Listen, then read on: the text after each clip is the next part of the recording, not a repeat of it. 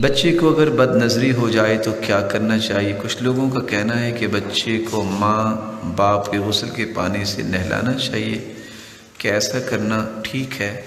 نظر بد کے بارے میں آپ کی خدمت میں 5 باتیں پیش کروں گا۔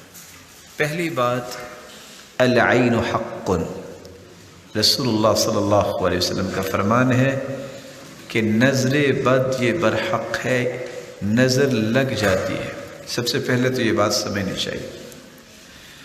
دوسری بات، لو كان سابق القدر لسبقه العین، اگر تقدیر پر سبقت لے جانے والی کوئی چیز ہوتی تو نظر بد ہوتی۔ دوسری حدیث۔ تیسری حدیث کے الفاظ یہ ہیں کہ قیامت کے نزدیک اونٹ اور نوجوان اکثر قبروں میں جائیں گے تو نظر بد کی وجہ سے جائیں گے۔ چوتھی بات، ضروری نہیں کہ نظر لگانے والے دوسرے ہو سکتے ہیں، اپنی بھی انسان کی نظر بچوں کو لگ سکتی ہے۔ اس لیے قرآن کہتا ہے وَلَوْلَا إِذْ دَخَلْتَ جَنَّتَكَ قُلْتَ مَا شَاءَ اللَّهُ لَا قُوَّةَ إِلَّا بِاللَّهِ، آپ جب باغ میں گئے ہیں تو آپ نے یہ کیوں نہیں کہا مَا شَاءَ اللَّهُ لا قوت الا باللہ، آپ نے کیوں نہیں کہا؟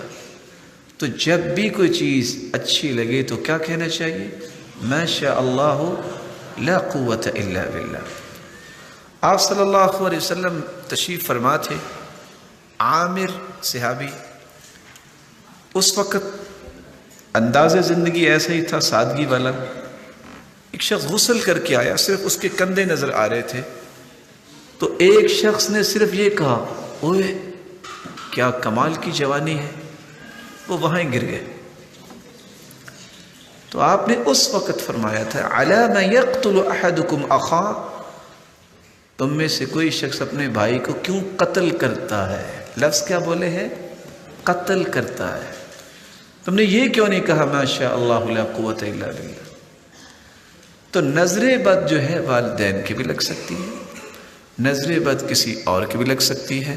اس لیے چوتھا کام یہ کرنا چاہیے، ان 3 باتوں کے بعد صبح اور شام وہ دعا پڑھ کے اپنے بچوں کو دم کریں جو دعا سیدنا ابراہیم علیہ السلام اسماعیل اور اسحاق دونوں کو دم کیا کرتے تھے، اور وہی دعا جو ہے وہ جبریل امین نے آ کے اللہ کے رسول کو بتائی جب حسن و حسین جو جنت کے شہزادے ہیں، جب وہ دونوں بیمار تھے تو آپ صلی اللہ علیہ وسلم بیٹھے تھے تو جبریل امین تشریف لائے، پوچھا کہ آج آپ پریشان ہیں؟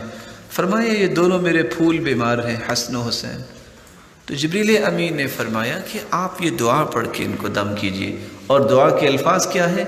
اعیذکما، چونکہ وہ 2 تھے، اعیذکما بکلمات اللہ التامہ من کل شیطان وہام ومن کل عین لام۔